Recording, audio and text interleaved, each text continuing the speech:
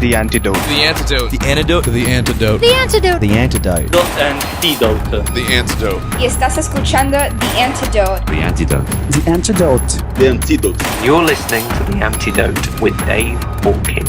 With Christian music that doesn't suck.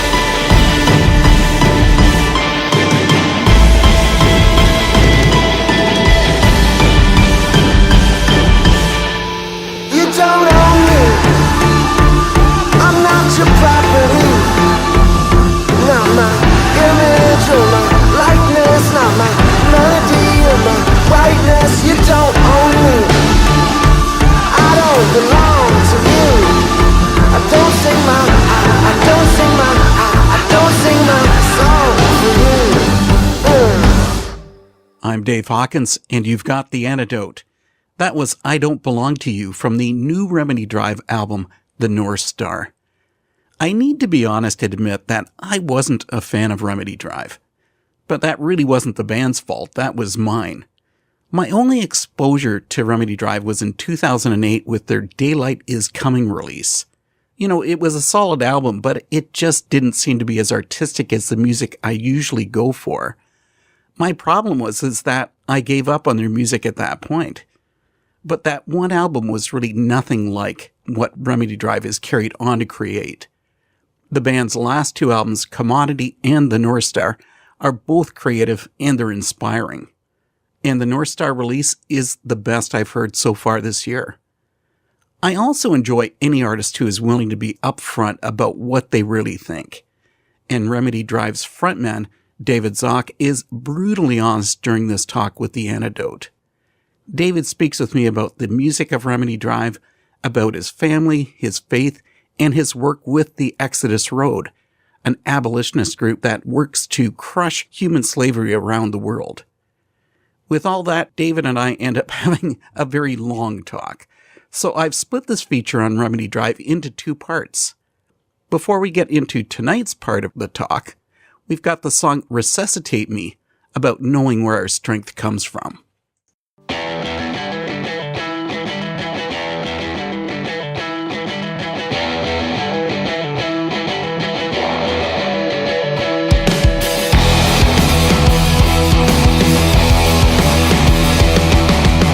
All of my impulses in vain. Is there a pulse left in my veins? There's not much left to go on. Seems like I'm too far gone. Oh, can you bring me back again?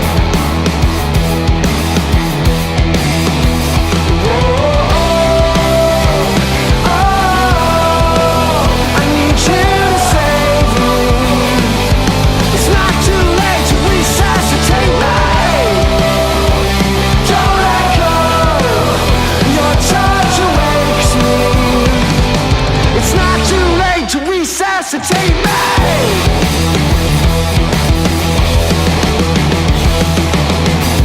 Mouth to mouth, you bring me round.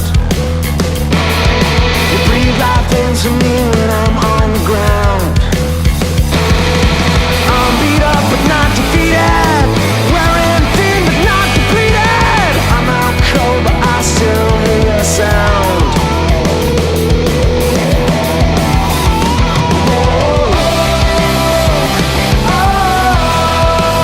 I need you to save me. It's not too late to resuscitate me. Don't let go. Your touch awakes me. It's not too late to resuscitate me.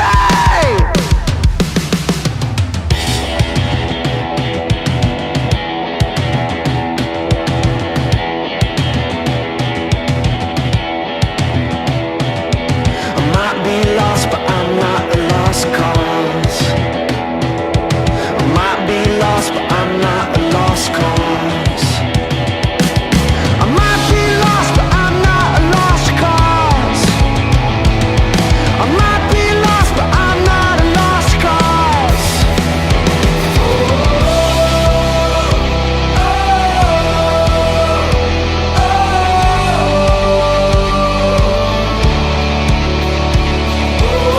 I'm barely breathing, I'm barely seeing, I'm barely even alive.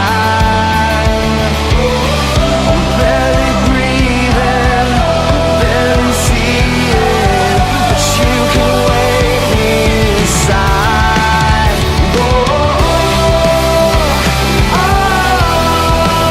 I need you to save me.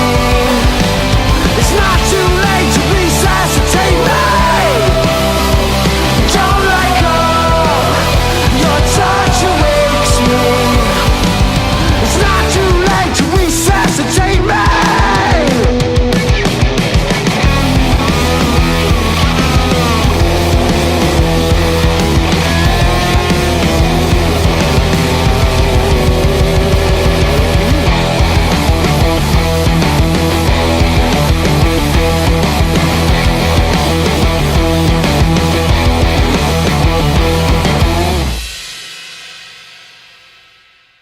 David Zock, the man in front at Remedy Drive, has come for a talk with The Antidote.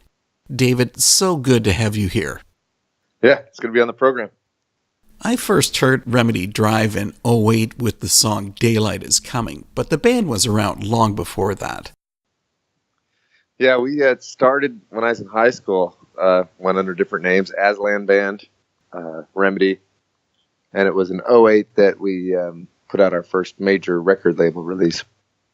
It was a family band in those days. Your brothers were in the band. Yeah, we started different trios of brothers between the 4 of us. Then we spent a lot of time on the road as the four of us brothers, and that ended in 2010. 4 brothers. Did that make your household life just chaotic? Yeah, I mean, we were all getting married and having kids, and the kids were growing up in the bus with their uncles and aunts, and it was a real special time in our lives, and a difficult time. We were playing like 200 concerts a year just to make the ends meet, and I have a lot of fond memories of that time. When your brothers left the band, did it make a change to Remedy Drive? Yeah, because, for a long time, it was a team effort, and while I wrote most of the songs, or all the songs for most of those years, we didn't really have a way of deciding things.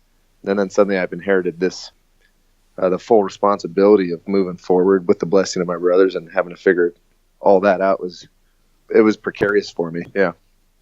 Well, that brings up something, because I've heard a number of times that David Zock is Remedy Drive, meaning the band isn't a collaborative effort. Well, there's probably a time in my past where I would have been proud of that idea. It caused a lot of strain between the brothers. Like, is this David's songs and we're just playing? And me and my brother Phil especially did not get along.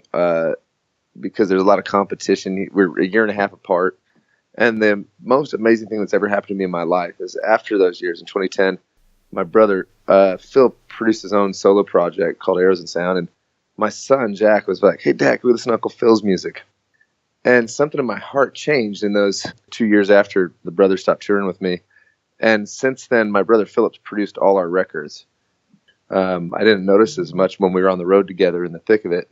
But his contribution and our ability to create together has always been at the center of what we've been doing all the way going back into high school and those years in college where we lived in a house together. Philip and I have collaborated in different ways.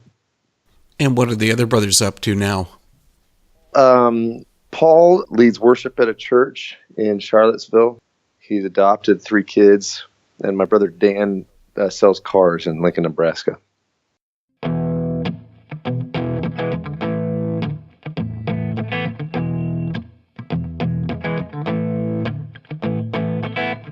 Here's for the years the worms have eaten, grass for the youth that's almost gone.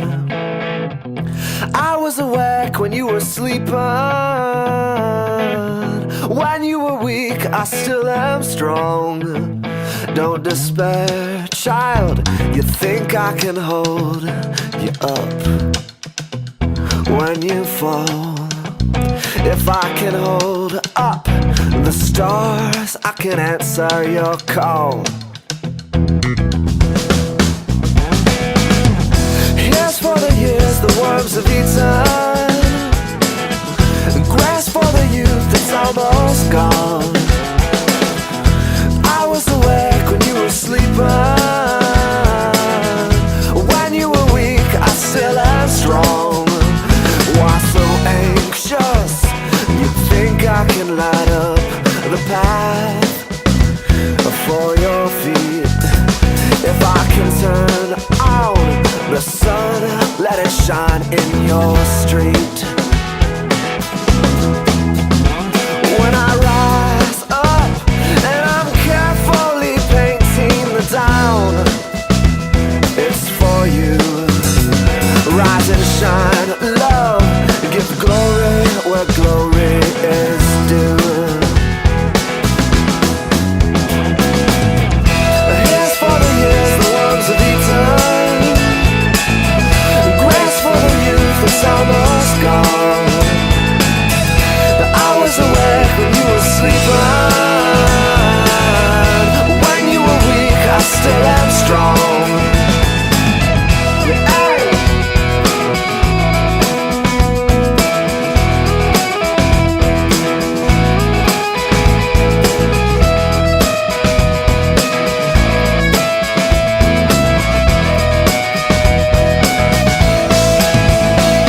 father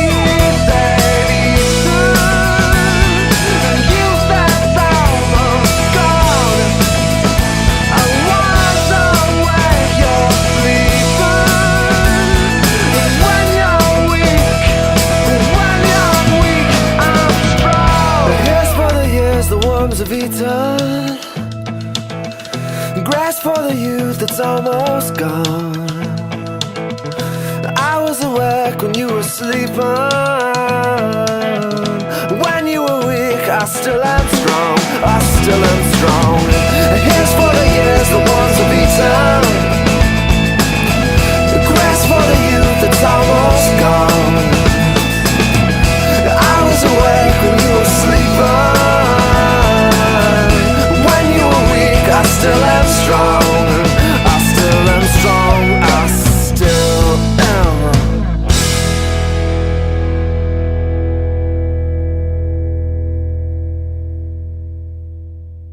Here's for the Years, a long ago song from Remedy Drive when the brothers were all in the band. A lot of artists dream about signing a deal with a record label. And if you're in that spot, you may want to reconsider once you hear the next part of my talk with David. Over the years, Remedy Drive has been signed to a couple of labels, Centricity and Word. Does now being an independent band open things up for you artistically that you weren't able to do on a label? You can't overstate that enough. The compression and the sanitizing and the shrink wrapping of my creative soul is something that I'm still recovering from. There's just such a narrow amount of bandwidth, and you can't go outside the lines at those companies. I guess it's not everybody at every company like that, but it's just such a narrow view of the world and a narrow view of what art should be. And honestly, I had a guy tell me, hey, it's not so much about making art. You just have to figure out the craft of making something that's going to work. And I just couldn't live that way. I'm an artist. I didn't set out to make jingles to sell a worldview. Not to say that they're not successful in doing that, and they are successful in doing that. But the A&R, I had a marketing director say to me, he said, listen, I'm a whore. I just need something I can sell. And I just don't buy into that worldview. I can't do it. I cannot be a commodity, and I will not be shrink wrapped. I will not have the intimate depths of my heart shrink wrapped and reduced to the lowest common denominator. So what you said times a million.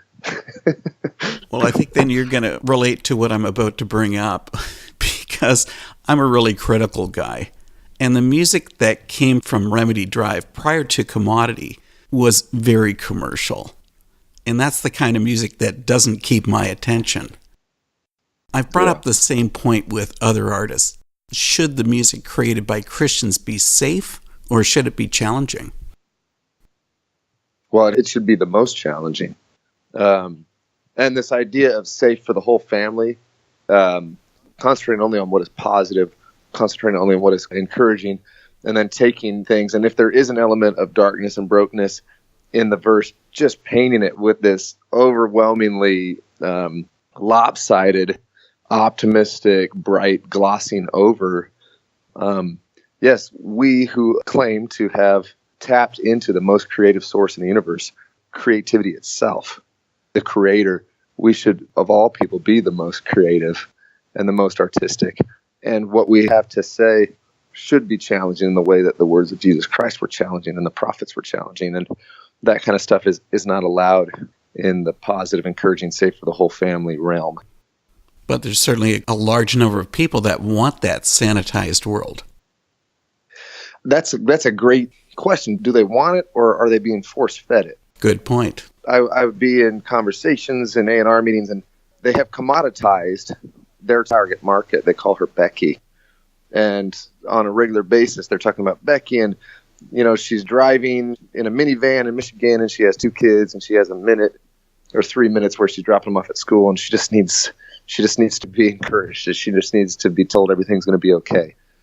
And I think they've commoditized me, but they also commoditize her, and they reduce her, and they don't give her the credit that she deserves, because I meet people in that same demographic all over the country and all over the world, and they want to be challenged. They want someone to lead them towards dangerous unselfishness. In the words of Martin Luther King Jr., they're looking for that, and if they don't find it on those Christian airwaves, they're going to find it somewhere. Well, I don't think the music industry's Becky is going to be listening to The Antidote, so we don't have to worry about that.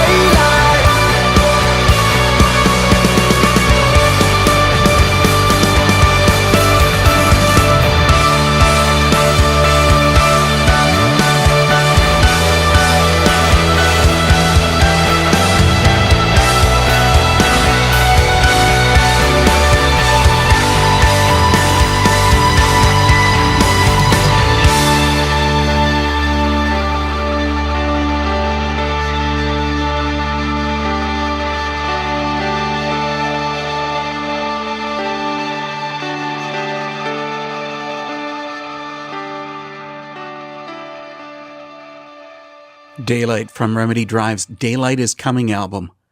No question that the song is catchy, and it was hugely popular, but, it was a safe song. The album Commodity wasn't safe or easy, and that discussion and the title song comes up right now. I want to go back to the album Commodity. The title track is superb.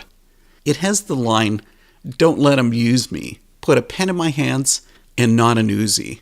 I'm dreaming of the sweet sound of liberty, a railroad underground to deliver me." Is freedom different here in North America compared to other countries you've traveled to? I think about it a lot because, here in America, for some reason, people always have to talk about their countries being the best in the world. And I've been to Norway, I've been to Amsterdam, the Netherlands, I've been to Finland and Germany. I spent a lot of time in Germany. And then I go overseas with the Exodus Road, so I spend a lot of time in Southeast Asia and Latin America. And there's different strengths that different cultures have, and there's something really beautiful about a lot of those countries that I'm like, I wish we had something like that here in America. The lyric you referenced is coming specifically from Uganda, and some of the work that I was really excited about, people that have been using art and art therapy to help boys that were kidnapped and forced to be boy soldiers. But I mean, that line that you mentioned is so layered. I am dreaming of the sweet sound of liberty, a railroad underground, both metaphorically from my own heart, my own bondage, my own self, my own issues that I'm enslaved to, but also for boy soldiers and sex trafficking. And then also in general, we are held under these spells that I wish we could break out of.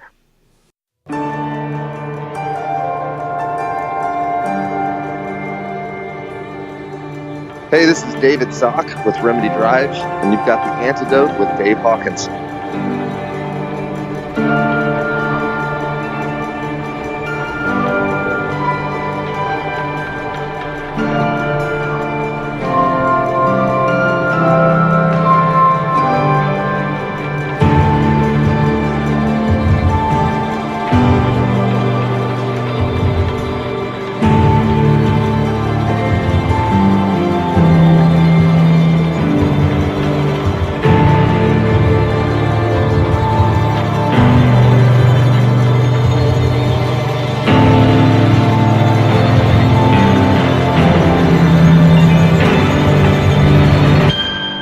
Don't need a band-aid from a bullet hole. Don't need a brand name pharmaceutical. Oh, lend me a hand, stay with me in the cold. Oh, show me the plan, the way back to the beautiful. Don't need an AK or an A-bomb. I need you with me here now. Need you to stay long. All I've got's a melody. All I've got is ass song. I can make it if you keep telling me to stand strong. I'm a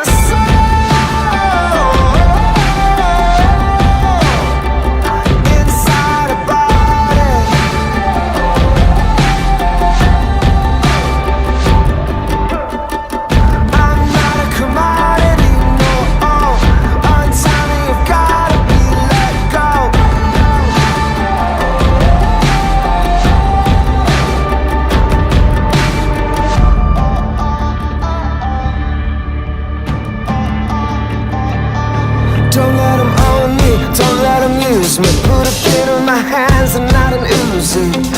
I'm dreaming of the sweet sound of liberty, a railroad underground to deliver me. Oh, give me 6 strings, not a 6 gun. Can anybody fix me? No physicians. Carry me on 6 wings to the 6th room on the sides of the north in the city of the black ones. I'm a soul.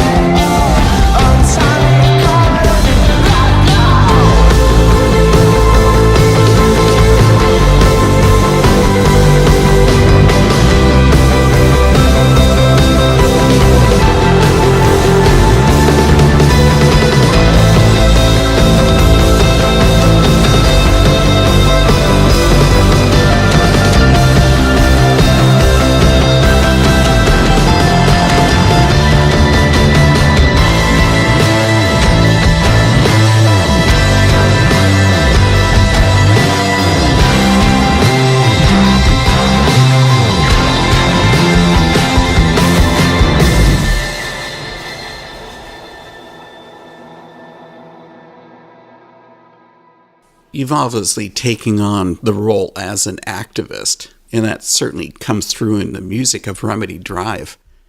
But I've also seen many Christians uncomfortable with the concept of Christians actually taking on that activist role. Yeah, they're uncomfortable with it. They're uncomfortable with it because it's been so downplayed. And I'm not sure why, specifically with evangelicals, there's a backlash against, high church, Anglican and Catholic, and the emphasis on good works and the importance of being on the front lines of social causes and social movements. From my perspective, there's a lot of people sitting back and throwing stones and criticizing Hollywood for the way Hollywood handled the Me Too movement, criticizing people in the way they get involved with using their political capital, their moral capital. But from my perspective, once again, the same way I mentioned that with art, we of all people should be on the front lines of the modern day abolition, on the front lines of those that are digging wells and fighting against inequality and racial inequality, on the front lines of helping with the AIDS crisis and other emergencies like that, and on the front lines of figuring out real solutions for refugees, both here in our countries and in the countries where they're coming from. And I don't know why there's a backlash against that. It's something that I'm frustrated by, and the best way I can fight it is through my melodies. Do you think it could ever be that simply people are wanting to do that separation of church and state, and they think that activism is too politicized? There's that. But if you really talk to those people, they're willing to put that aside for a couple pet issues. Almost 100% of the time. They're willing to join in those arenas if it's something that they think is most important. And generally, in evangelical circles, that has to do with marriage equality and abortion. So I don't think that's the issue. I think the issue is these things people want to say, specifically of slavery, people will respond and say, well, when Jesus came and said, and here's his words, quoting an ancient prophet named Isaiah, he said, "The Spirit of the Almighty is upon me, and I have good news for poor people, to proclaim freedom to the captives, liberty to the prisoners, and a restoration of dignity to the oppressed and the downtrodden." So when he said that, I hear promise of an abolition movement from the King of the universe, because he knew that followers would hear those words that he said and know that it was important to him. Because he referenced these concepts, social justice, social causes, taking the cause of the oppressed and the poor and the fatherless and the stranger and the exiled. These things are mentioned 2,100 times in our scripture. So I think it is not like this passive kind of missing the point. I think there's a real deep issue with the leadership of the evangelical movement in the way they interface scripture with social causes. It's not just a passive missing the ball. It's almost cutting these scriptures out, these 2,100 references out, and reducing them to a suggestion or a metaphor. And that's frustrating. I know I'm taking the title of the song Stand Up out of context, but I couldn't resist. All of us need to stand up and be heard about social issues.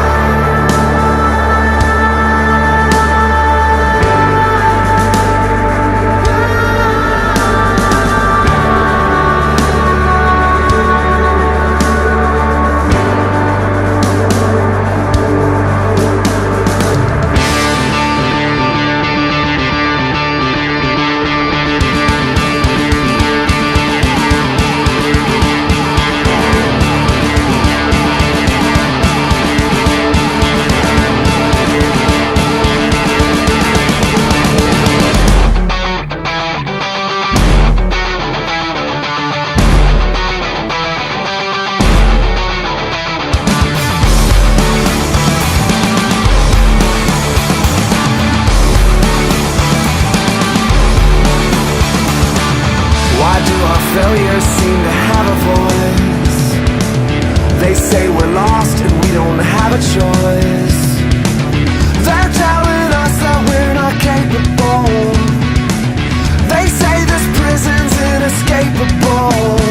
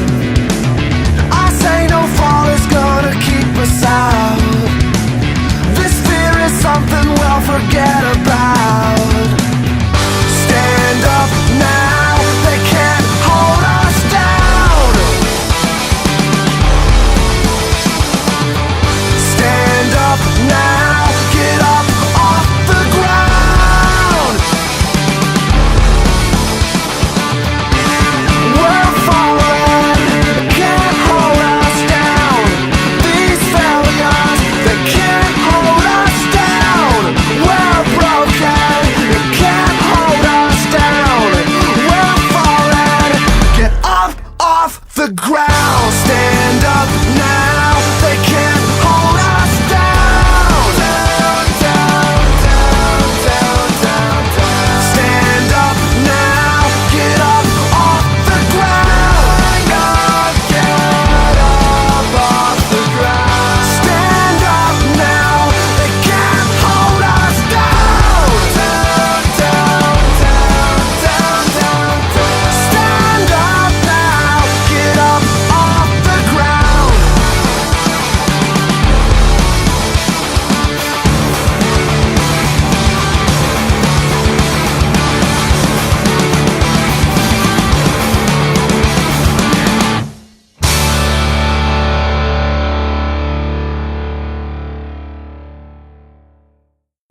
This sort of brings to mind for me some of the negative comments that Bono has taken over the years.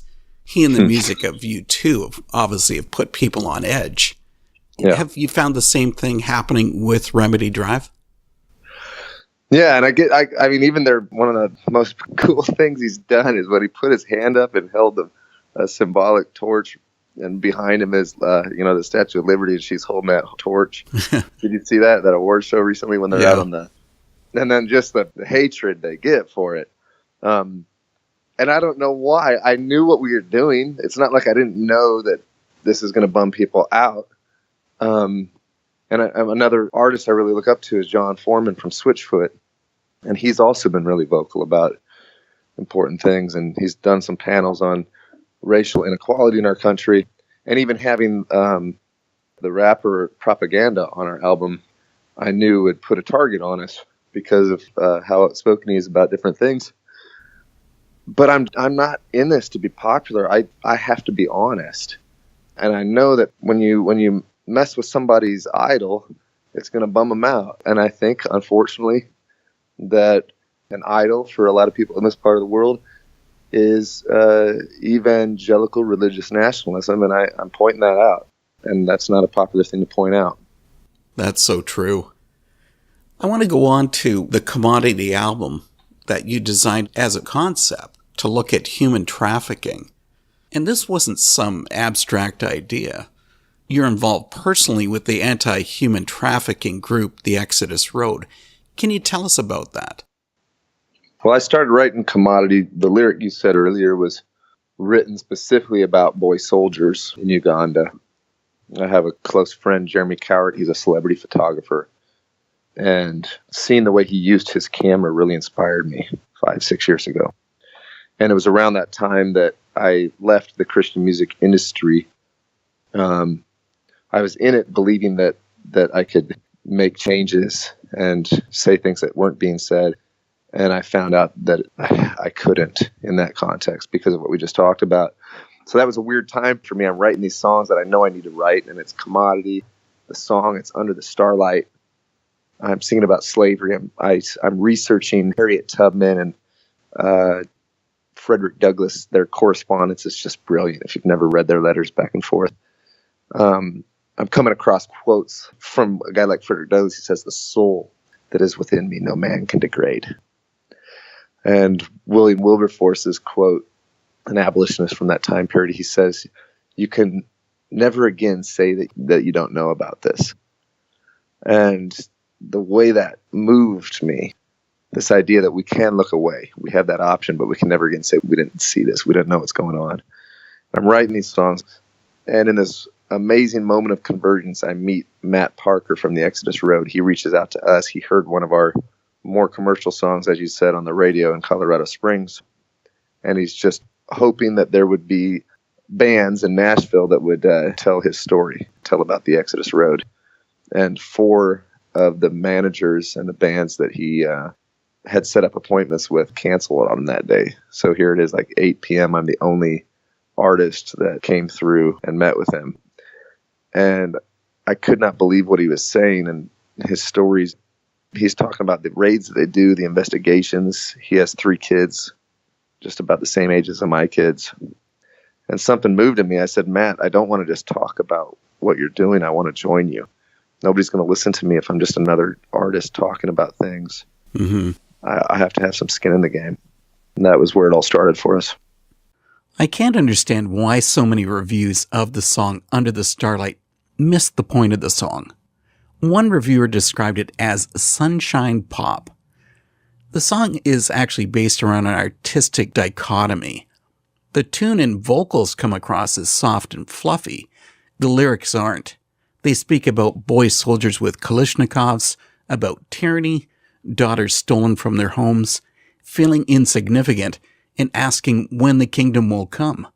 Here's Under the Starlight.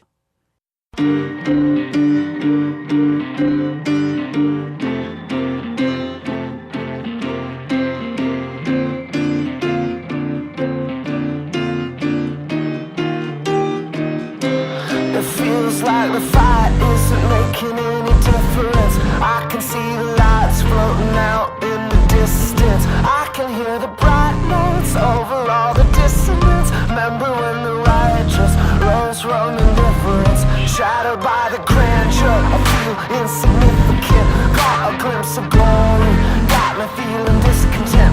Have I lost the purpose? Made to be magnificent. I'll scale these walls and I know you'll help me if I can. I feel so small under the starlight, under the starlight.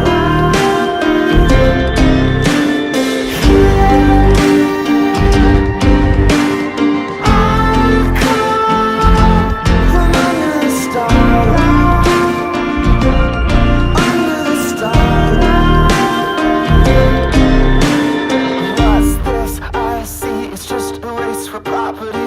My God, no, this is not the way it ought to be. We'll take it back. Daughters from the heartless. Maybe we can tear a little corner off the darkness. Diamonds and machetes, Kalashnikovs, 8-year-olds. Time to get ready. Lost cause, broken soul. Break the hold of tyranny. Time to break the fear in me tonight. My heart is bleeding out of 47 bullet holes. I feel so small under the starlight, under the starlight.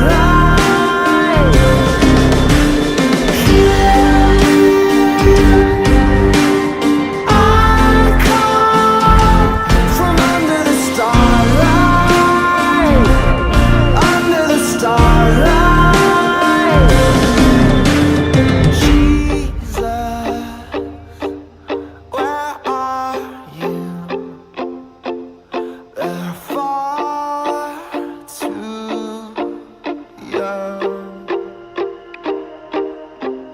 Jesus, how long now? Your kingdom come. Jesus, where are you? They're far too young. Jesus, how long now? Your kingdom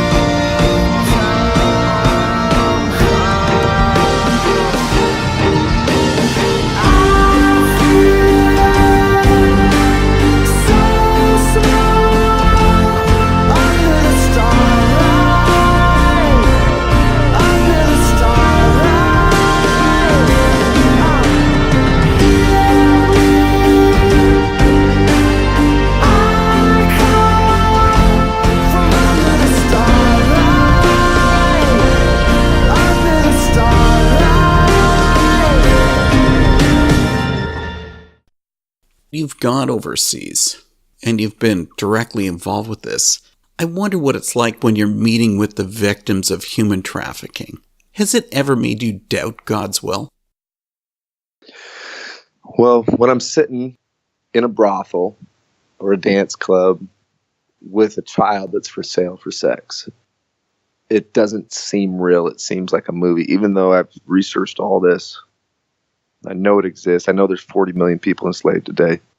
But then when I walk out of that brothel and I look and there's tons of dance clubs and brothels like that on that street and in that region, and that number hits me, 40 million, it's hard to get your mind around that number.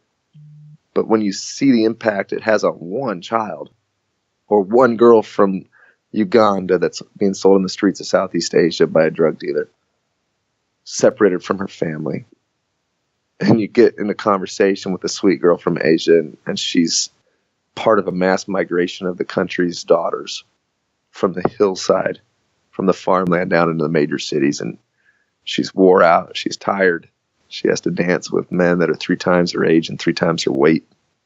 Like when all that starts to hit you and sink in, then I don't have any response other than the response my daughter had when I watched that video on Joseph Kony, the warlord that was kidnapping 8-year-old boys and forcing them to fight. Right, I remember that. And my daughter's response when she's watching that with me was, Dad, why doesn't God protect those boys? And I have that similar feeling because the sheer scale of this operation, these mafias, these crime syndicates, it's overwhelming to see how evil and darkness is prospering. And talk about what your role is in those countries when you're there. So the Exodus Road exists to find and free slaves. And the emphasis of the organization is on child sex trafficking. So we're going into commercial sex areas. There's a market for sex tourism in certain major cities that we have a large presence in. We're going into the countryside as well, into brothels out in the countryside or dance clubs or karaoke clubs. It looks different in different regions, but we're going in to use covert surveillance gear to find evidence of sex trafficking. And sex trafficking is defined as when someone sells someone else for sex and there's fraud, force, or coercion involved, or if somebody's a minor. So we're going to find evidence of that, actionable evidence that we then use to partner with local authorities to go back in on sting operations and make raids that lead to the freedom of these girls, and also that will lead to the arrests and the dismantling of these crime syndicates that are responsible for making money off the backs of our daughters and our sons.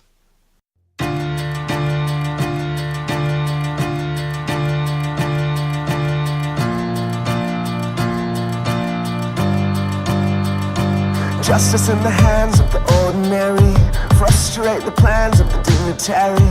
If we didn't know, then we wouldn't have to care, would we? But I saw it with my own eyes over there. I breathe the heavy air on the neon streets, underneath the stars in the far east. I caught her eye looking back at me, and tonight I can hear her sing. Carry me on the wings of the dawn. Don't leave me alone. Let me sing a new song.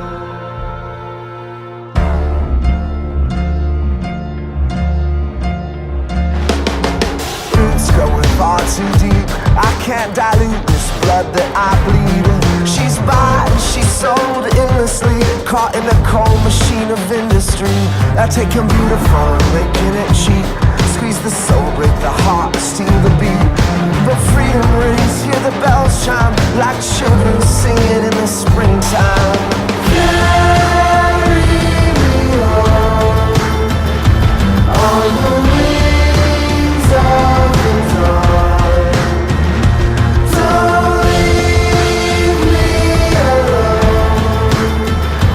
Let me sing a new song.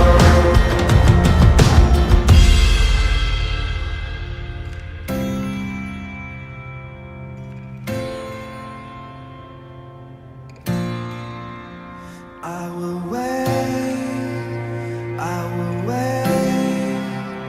for the angels, for the angels. I will wait for the angels, for the angels. I will wait for the angels, for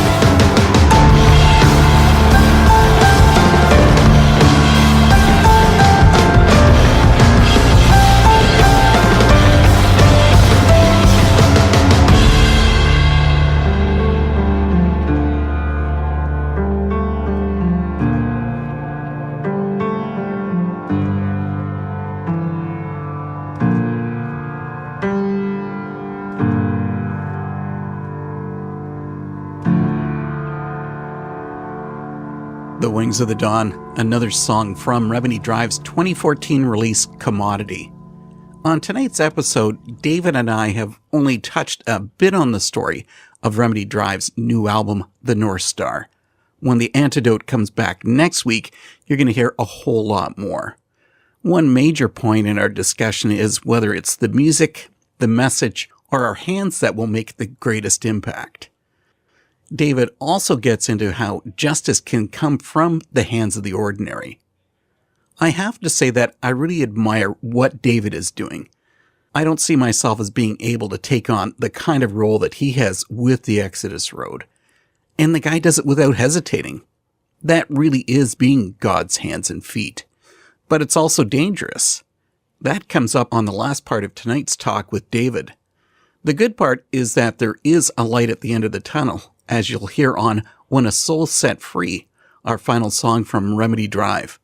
See you next week for part 2. Have a good one.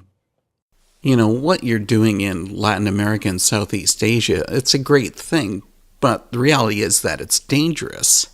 How are you able to do this? Like, David Zock has no fear? No, I'm afraid. I'm afraid. And I'm afraid of what it's doing to my soul. I'm afraid of losing hope and losing faith. My hope isn't the same hope that was all shiny on the Daylight album in 2008. It's a guarded hope, and I think it's a more informed hope. And I'm also scared of mobsters. You know, I don't like hanging out with these guys. I don't like the way we travel. I don't like the fact that facial recognition software exists. But everybody I've looked up to in history, everybody that I have told my kids about, has moved forward in the face of fear. And I just want to join that group of people. I want to belong to that group of people that decided to live selflessly when it was costly to them and when it was potentially costly to them. Because this is going to be my life's work, and it could cost me my life, but this is my life. This is what I have to offer. These are my songs. This is what I have to offer. I'm going to offer this to this movement of justice.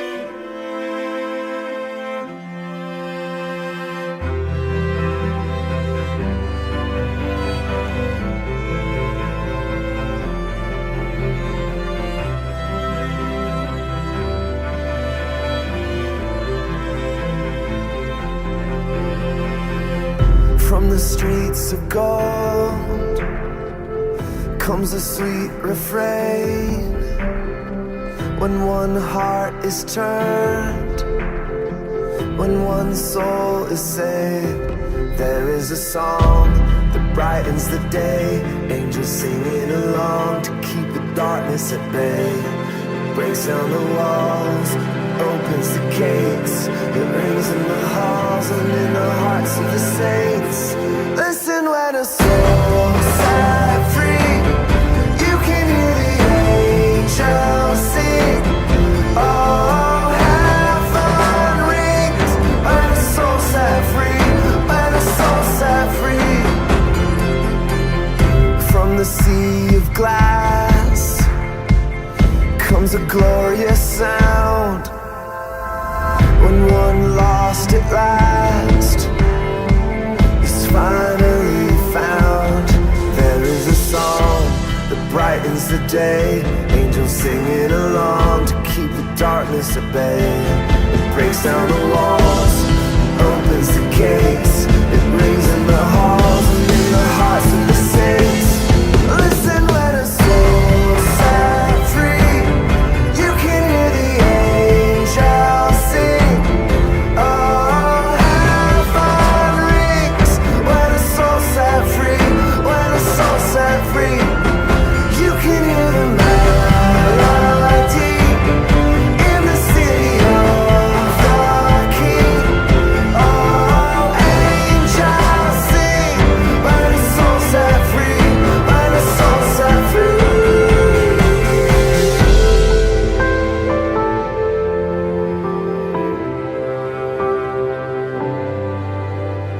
Weary soul, come to the light. This song in the night will help you to find your way.